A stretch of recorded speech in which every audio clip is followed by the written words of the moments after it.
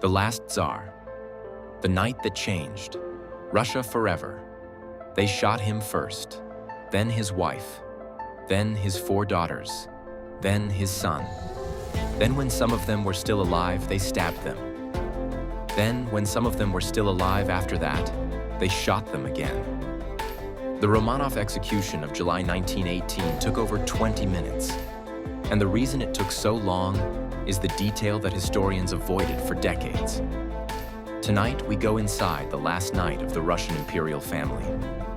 The decisions that led to it, the people who carried it out, and the secret that was buried with them and not found for 73 years. Stay until the end.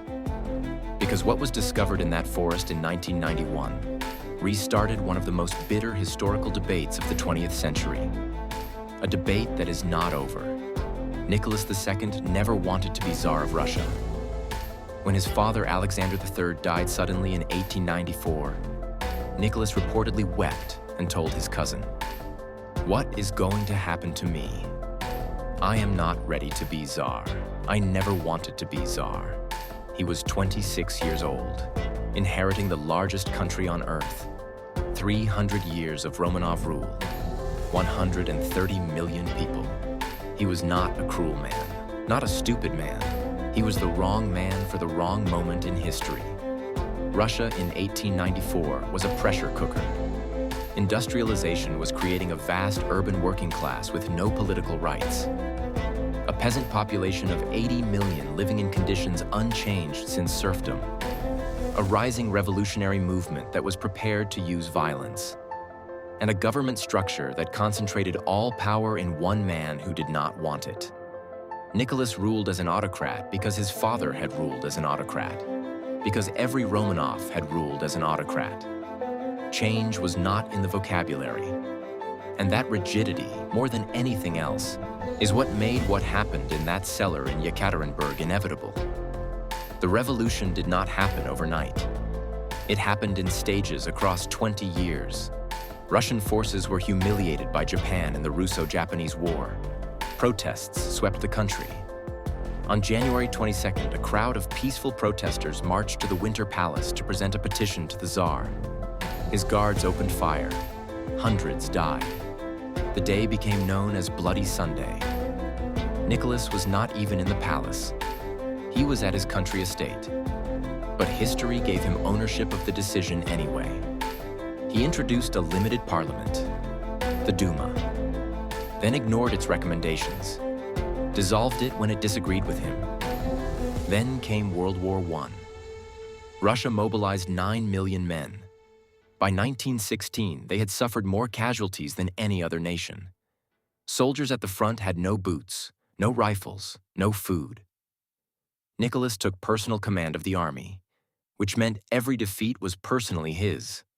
While he was at the front, the Empress Alexandra was effectively running the government in St. Petersburg, under the influence of a Siberian mystic named Grigory Rasputin, who had convinced her he alone could control the bleeding episodes of their hemophiliac son, Alexei. The aristocracy watched a mystic peasant whispering in the Empress's ear while the army collapsed at the front, and they began making their own plans. February 1917, St. Petersburg. Bread shortages triggered riots.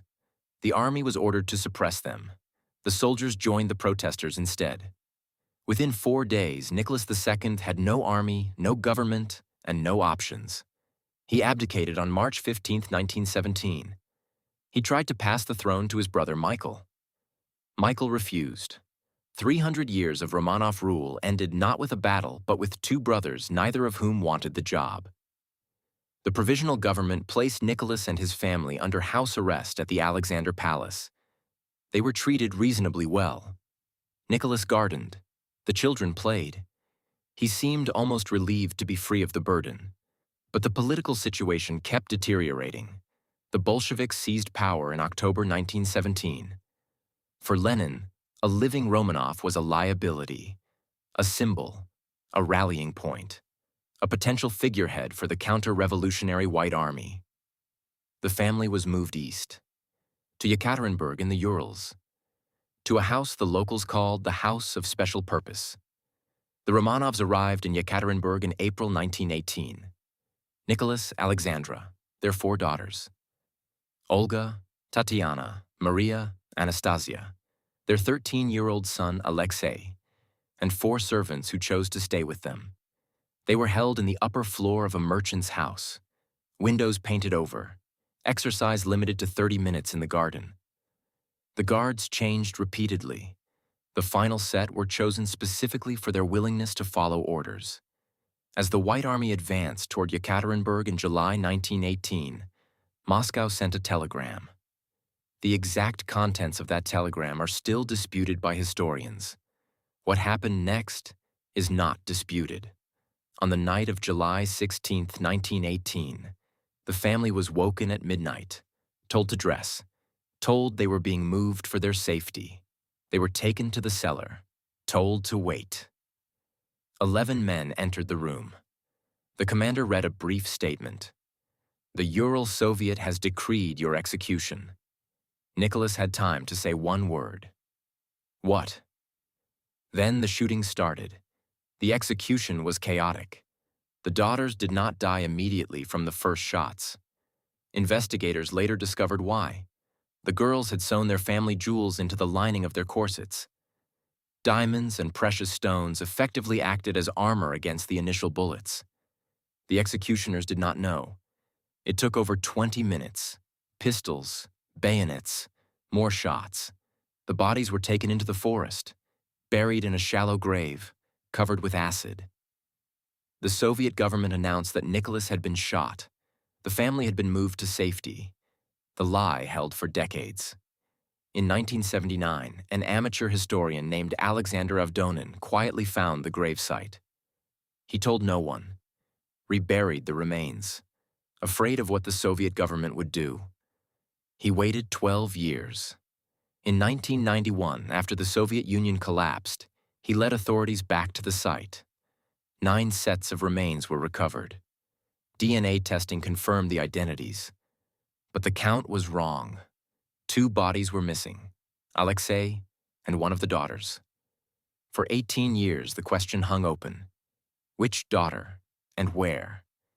In 2007, a second grave was found 70 meters from the first. 2 sets of remains, burned, fragmented, buried separately. DNA confirmed it was Alexei and his sister Maria. Case closed. The Romanov story was over. Except for one problem. The DNA results from a laboratory in the United States contradicted the results from the Russian laboratory on a specific marker that affects the identification of one of the daughters. The American scientists published their findings in 2009. The Russian scientists have never formally responded.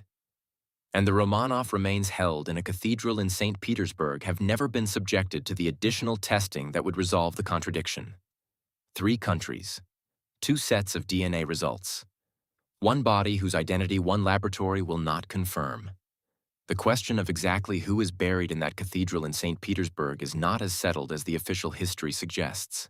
And the person who knows the most about why the Russian government has refused additional testing has never spoken publicly. Until 3 months ago. That interview, and what it contains, is the next video. Follow now.